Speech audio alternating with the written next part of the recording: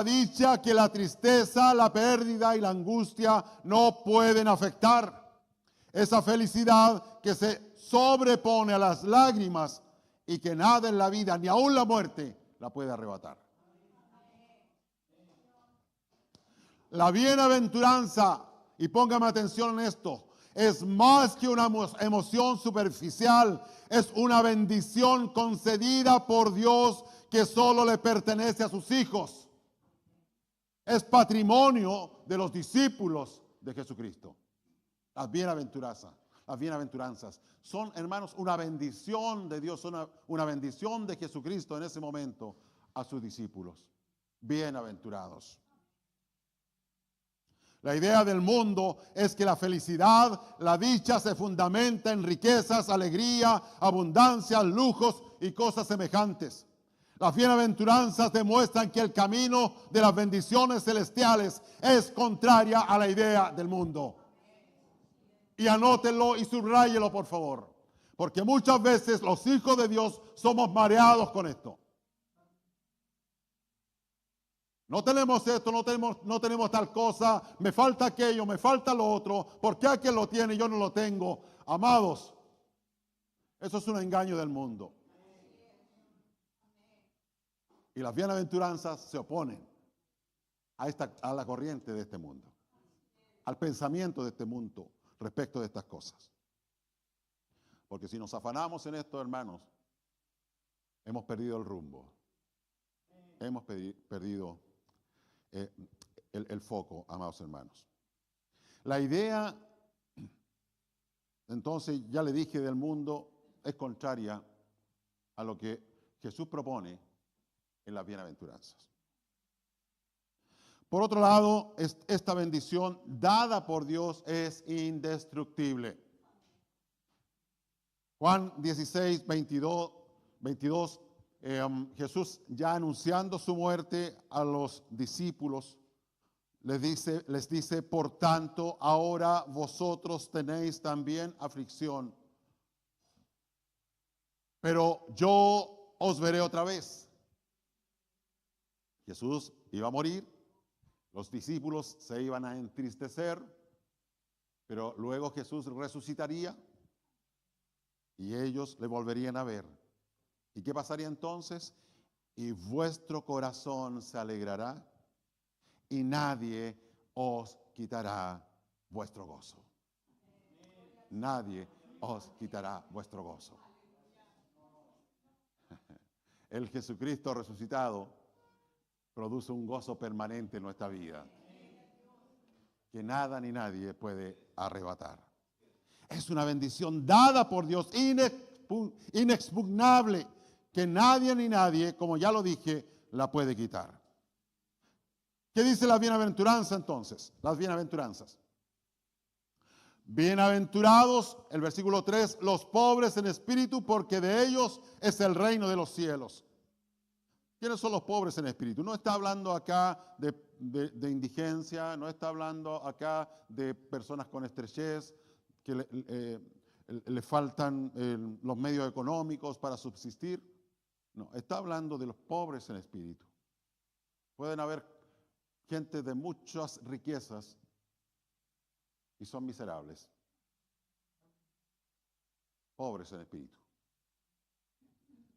Pobres en espíritu, en oposición a la autosuficiencia que promueve el mundo, son los que reconocen su impotencia e incapacidad y están absolutamente conscientes de su necesidad espiritual y de su estado de perdición, carentes de esperanza fuera de la gracia divina, admitiendo que solo nuestro Señor Jesucristo les puede sacar de esa condición.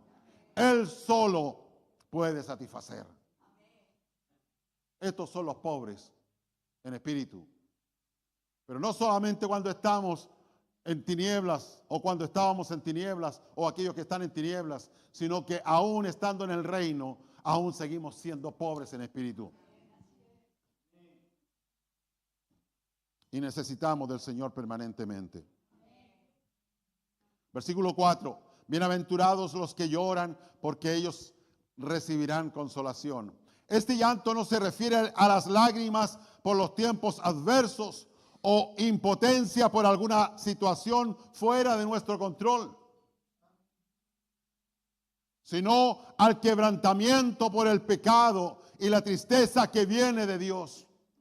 Y por qué no, las lágrimas que produce ver a este mundo cada vez más corrompido y sin el temor de Dios. Literalmente un mundo sin Dios y sin ley. Da tristeza ver este mundo, amados hermanos. Da tristeza. Y un hijo de Dios es probablemente, en muchos casos van a correr lágrimas por sus mejillas, producto de esta realidad. En relación al llanto para arrepentimiento o a la tristeza para arrepentimiento, dice 2 Corintios 7:11, porque la tristeza que es conforme a la voluntad de Dios produce un arrepentimiento que conduce a la salvación, sin dejar pesar, pero la tristeza del mundo produce muerte. Bendita tristeza que produce Dios en nuestra vida. Qué bendiciones cuando Dios alumbra nuestra vida y podemos ver nuestra condición. Porque cuando Dios alumbra nuestra vida, hermanos, es tiempo de salvación. Es tiempo de salvación. Nuestra esperanza está en lo siguiente. Apocalipsis 21:4. Él enjugará toda lágrima de sus ojos y ya no habrá muerte, ni habrá más duelo, ni clamor, ni dolor, porque las primeras cosas han pasado. Bienaventurados los que lloran, porque ellos recibirán consolación. Bienaventurados los mansos, porque ellos recibirán la tierra por heredad. Los mansos, o como otras versiones dicen los humildes. ¿Quiénes son los mansos o los humildes? Personas apacibles, personas gentiles. Anótelo. No son personas fuera de control que simplemente explotan y reaccionan sin medir consecuencias. Si alguien, siendo hijo de Dios, tiene esta conducta, tiene que pensarlo. Considere esta predicación. Sin embargo, esto no significa debilidad,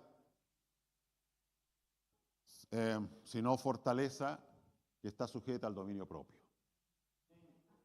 ¿Ya? No es sinónimo de debilidad, ser manso, ser humilde. ¿Qué nos dice Jesús? Aprended de mí, que soy manso y humilde, de corazón, no de apariencia, y hallaréis descanso para vuestras almas. La mansedumbre y la humildad es una característica inherente a un hijo de Dios y además es parte del fruto del Espíritu Santo. Por lo tanto, si alguien es un hijo de Dios, no puede decir yo no puedo ser humilde, porque el fruto del Espíritu Santo trae como virtud también la humildad. Y tenemos que ser perfeccionados en esto. Y justamente nuestra humildad, nuestra mansedumbre se ve puesta a prueba muchas veces. Y depende cómo usted reaccione, también allí va a tener una medida de cuánto hemos crecido en esto o cuánto tenemos que seguir siendo perfeccionados. Salmo 37:11 dice, pero los mansos heredarán la tierra y se recrearán con abundancia de paz. De paz. Versículo 6. Ahora vamos dándole una pasadita nomás a todas las bienaventuranzas, porque alguno pudiese ser incluso alguna predicación de una de ellas solamente, pero vamos rápidamente viendo estas bienaventuranzas. Versículo 6, bienaventurados los que tienen hambre y sed de justicia, porque ellos serán saciados. Hambre, amados hermanos, y sed de todo aquello que es recto o justo en sí mismo. de todo lo que es conforme a la voluntad revelada de Dios. Cuando estamos hablando de justicia, estamos hablando de estas cosas. No estamos hablando de justicia social, de lo cual se habla mucho.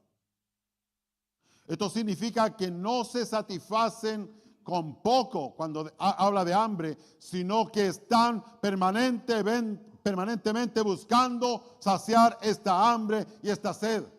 ¿Con qué? Con la justicia, con la rectitud. Por otro lado, anhelan ver honradez, integridad y rectitud en la sociedad. ¿Cuántos anhelan esto en la sociedad? De verdad que uno quisiera tener una sociedad así, honrada, íntegra, recta. Pero no tenemos una sociedad así. Pero esperan también estos hombres que tienen, y estas mujeres, discípulos de Jesucristo, estos bienaventurados que tienen hambre y sed de justicia, esperan también, hermanos, en medio de la iglesia, una santidad práctica. Una santidad práctica. Sin embargo, estarán totalmente saciados en el reino venidero de Jesucristo. Estas cosas, si bien podemos ver algunos atisbos, algunas pequeñas muestras, y tenemos que esforzarnos por andar en rectitud, amados hermanos, no obstante, seremos saciados completamente en el reino venidero de Jesucristo. Porque entonces la justicia reinará y la corrupción ya no existirá. ¿Quiénes no quieren ver corrupción? Ninguno de nosotros, yo creo que quiere ver corrupción en todo el sentido de la palabra. Y todos queremos ver justicia. Bueno, la justicia va a reinar y no habrá más corrupción. Tengamos esperanza en eso. Bienaventurados entonces los que tienen hambre y sed de justicia, porque ellos serán saciados. Bienaventurados los misericordiosos, porque ellos alcanzarán misericordia. Misericordioso significa uno que es compasivo. Una característica de Jesucristo que siempre yo la destaco, porque Él fue un hombre compasivo. Hemos dicho muchas veces que Jesús sanó a muchos que nunca más le siguieron. Tenemos el claro ejemplo en los 10 leprosos, ¿verdad? 10 hombres que recibieron esta tremenda sanidad y recibieron este tremendo milagro, pero solo uno le dio la gloria a Dios. Pero aún así Jesús tuvo compasión de todos. La característica entonces de un hijo de Dios es ser compasivo. En otro sentido significa refrenarse de castigar a los ofensores que lo merecen. Esto es un concepto que está arraigado en nosotros cuando hablamos de misericordia, en no recibir lo que merecemos. Entonces no pagar a otro conforme a lo que merece. Entre paréntesis, la venganza es algo que seduce mucho. Cuando somos agredidos, maltratados, llevados a una situación que nos ha molestado. Pero la venganza no es parte de la naturaleza de un hijo de Dios. En cambio, la misericordia sí. Y en un sentido más amplio significa ayudar a los necesitados que no pueden valerse por sí mismos. Constantemente estamos haciendo referencias a las misericordias de Dios y está bien, porque en efecto vivimos todos los días beneficiados con la misericordia de Dios, pero no debemos olvidar que también nosotros somos llamados a ser misericordiosos. Y los misericordiosos alcanzarán misericordia. Proverbios 3:3 dice, nunca se aparten de ti la misericordia y la verdad. Y Santiago 2:13, porque juicio sin misericordia se hará con aquel que no hiciere misericordia. Y la misericordia triunfa sobre el juicio. Bienaventurados los de limpio corazón, porque ellos verán a Dios. Sin duda, sin mancha, puro, sin contaminación. Los de corazón limpio. El de corazón limpio es aquel cuyos motivos no son mezclados. Hacemos a veces sincretismo entre vida cristiana, entre santidad y cosas del mundo. Esto no es corazón limpio. Si le metemos cosas del mundo, ya hemos ensuciado el corazón.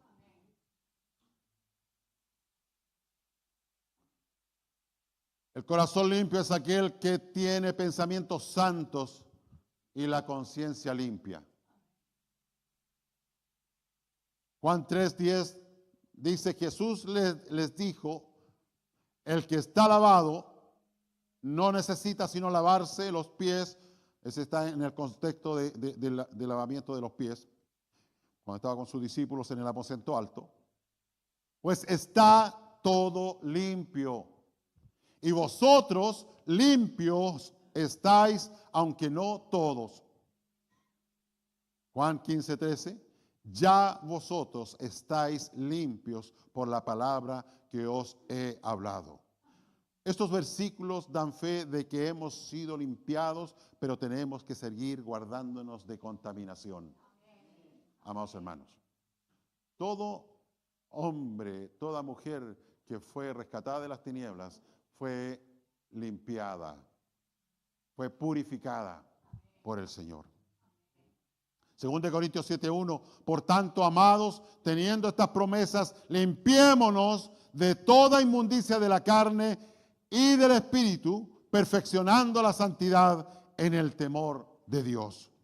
Solo los limpios de corazón verán a Dios. Eso es lo que dice la bienaventuranza. Bienaventurados los pacificadores, porque ellos serán llamados hijos de Dios. El Señor no está refiriéndose a personas con una disposición pacífica. Esas personas muy quietitas que están ahí, ¿no? Parece que no le hacen daño a nadie. No se está refiriendo a eso. O que les gusta la paz. Se refiere a aquellos que intervienen activamente para hacer la paz. Esos son los pacificadores. Hacedores de paz. Reconciliadores.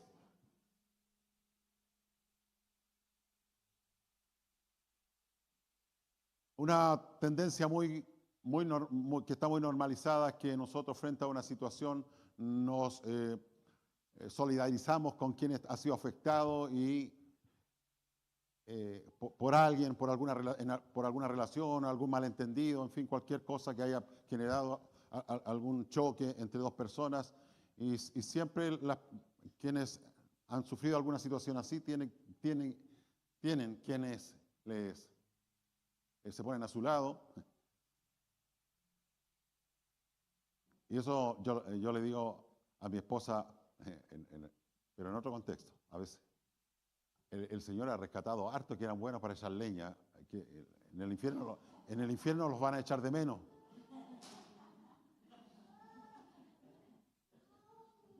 Ya. Avivadores del fuego. Amados, no es la conducta de un hijo de Dios. No, si yo sabía que no, ese no te conviene, en fin, cualquier cosa que no vaya en pos de ser pacificadores y ser reconciliadores. Me acuerdo de esto de una de las predicaciones de Carlos cuando justamente nos hablaba de 2 Corintios capítulo 5, en donde se nos dio el ministerio de la reconciliación. Un reconciliador, uno que está alineado con esto, hermanos, es un pacificador. Es un pacificador. Efesios 4:3 dice, solícitos en guardar la unidad del Espíritu en el vínculo de la paz. Santiago 3, del 14 al 18, aunque está en el contexto de la sabiduría que viene de Dios, pero también podemos aplicarlo acá. Pero si tenéis celos amargos y contención en vuestro corazón, no os jactéis ni mintáis contra la verdad, porque esta sabiduría no es la que desciende de lo alto, sino terrenal, animal, diabólica. Porque donde hay celos y contención, allí hay perturbación y toda obra perversa. Pero la sabiduría que es de lo alto es primeramente pura, después pacífica, amable, benigna, llena de misericordia, varias cosas de las que hemos estado hablando, y de buenos frutos, sin incertidumbre ni hipocresía. Y el fruto de justicia se siembra en paz para aquellos que hacen la paz.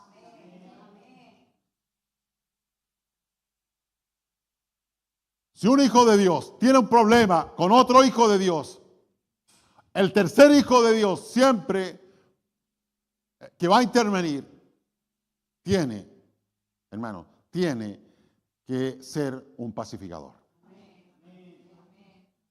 Tiene que propender a la reconciliación. Nunca a alejar, nunca a distanciar, nunca a romper, sino a unir. Un verdadero hijo de Dios. Bienaventurados los que padecen persecución por causa de la justicia, versículo 10, porque de ellos es el reino de los cielos. Esto significa sufrir persecución por hacer y defender lo recto. Es decir, por hacer la buena, santa y perfecta voluntad de Dios. ¿Que está dónde? Aquí. Aquí está la buena, perfecta, santa voluntad de Dios. Entre más el mundo se corrompe y más se aparta de Dios, más expuestos quedaremos como sus hijos y más susceptibles a ser perseguidos. Y es algo que tenemos que asumir. Y hermanos, a propósito de la palabra que compartíamos hace unos domingos atrás, ser valientes. Ser valientes. Primera de Pedro 4, 1 al 4 y después 15 y 16. Puesto que Cristo ha padecido por nosotros en la carne, vosotros también armaos del mismo pensamiento. Pues quien ha padecido en la carne, terminó con el pecado, para no vivir el tiempo que resta en la carne, conforme a las concupiscencias de los hombres, sino conforme a la voluntad de Dios. Basta ya el tiempo pasado para haber hecho lo que agrada a los gentiles, andando en lascivias, concupiscencias, embriagueces, orgías, disipación y abominables idolatrías. A esto les parece cosa extraña que vosotros no corráis con ellos en el mismo desenfreno de disolución y os ultrajan. Así que, versículo 15... ninguno de vosotros padezca como homicida o ladrón o malhechor o por entrometerse en lo ajeno. Pero si alguno padece como cristiano, subráyelo, no se avergüence, sino que glorifique a Dios por ello. Porque siendo un hijo de Dios, legítimo hijo de Dios, verdadero hijo de Dios, consecuente hijo de Dios, sí o sí, en algún momento va a sufrir alguna situación por no caminar a la par con el mundo, con el desenfreno del mundo. Versículo 11, bienaventurados sois cuando por mi causa os vituperen y os persigan y digan toda clase de mal contra vosotros mintiendo. Por mi causa, dice Jesús, por la causa de Jesús. Por la causa de Jesús, amados. El Señor sabía que sus discípulos serían maltratados por su asociación con Él, su lealtad a Jesús, su obediencia a Él. Santiago 5, 10 y 11 dice: hermanos míos, tomad como ejemplo de aflicción y de paciencia a los profetas que hablaron en nombre del Señor. He aquí tenemos por bienaventurados a los que sufren. Habéis oído de la paciencia de Job y habéis visto el fin del Señor, que el Señor es muy misericordioso y compasivo. Primera de Pedro 4, 12 al 14. Amados, no os sorprendáis del fuego de prueba que os ha sobrevenido como si alguna cosa extraña os aconteciese, sino gozaos por cuanto sois participantes de los padecimientos de Cristo, para que también en la revelación de su gloria os gocéis con gran alegría. Si sois vituperados por el nombre de Cristo, sois bienaventurados, porque el glorioso Espíritu de Dios reposa sobre vosotros. Ciertamente de parte de ellos es blasfemado, pero por vosotros es glorificado.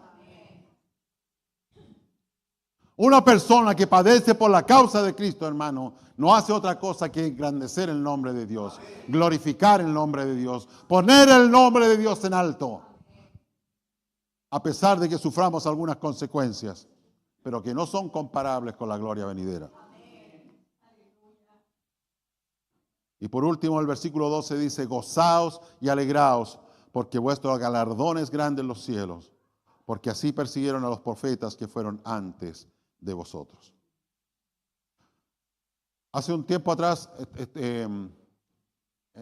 indagaba mucho acerca de la posmodernidad, de este pensamiento posmoderno, porque lamentablemente a veces las iglesias han sido influenciadas por esto. Y mientras indagaba acerca de esto, uno de los problemas del cristianismo que planteó el pensamiento postmoderno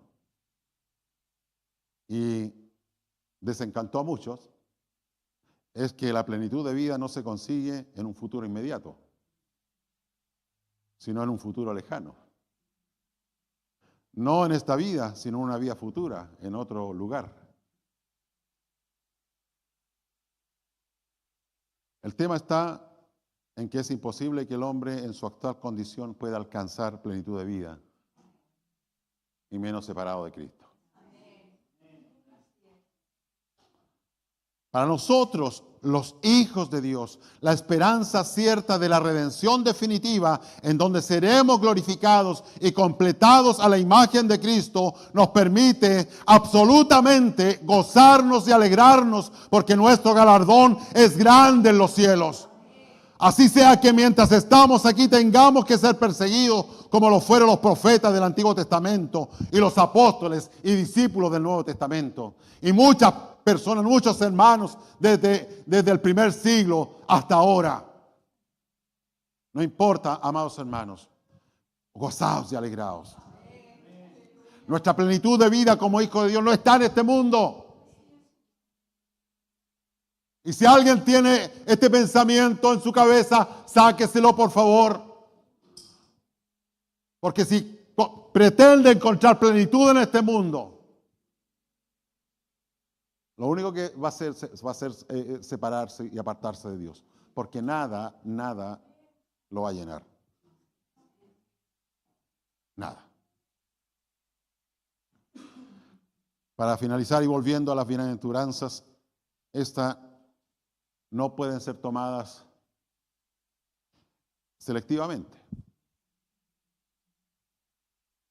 ¿Entienden eso? O sea, yo soy pacificador, aunque me cuesta ser misericordioso, pero soy pacificador. No, esto no funciona así. Yo voy a padecer por la causa de Cristo, pero me cuesta tener paz con algunas personas. No se puede tomar selectivamente. Uno no escoge lo que quiere de estas cosas y deja el resto, sino que deben tomarse como un todo. ¿Por qué, hermanos? Porque estas describen lo que debemos ser como seguidores genuinos de nuestro Señor y Salvador Jesucristo. todas estas bienaventuranzas. Ahora la pregunta es, ¿cuántos bienaventurados hay acá? ¿Amén? Dígalo con seguridad. Sí, hermanos. Somos bienaventurados. Amén. Y por eso está la palabra de Dios, para poder corregir lo que hay que corregir. Para mejorar lo que hay que mejorar. Y si estábamos ajenos de alguna verdad, bueno, Dios hoy día las está revelando. Para que nosotros realmente caminemos como verdaderos bienaventurados. Amén. Que Dios les bendiga y agradecemos a Dios por su palabra. Amén.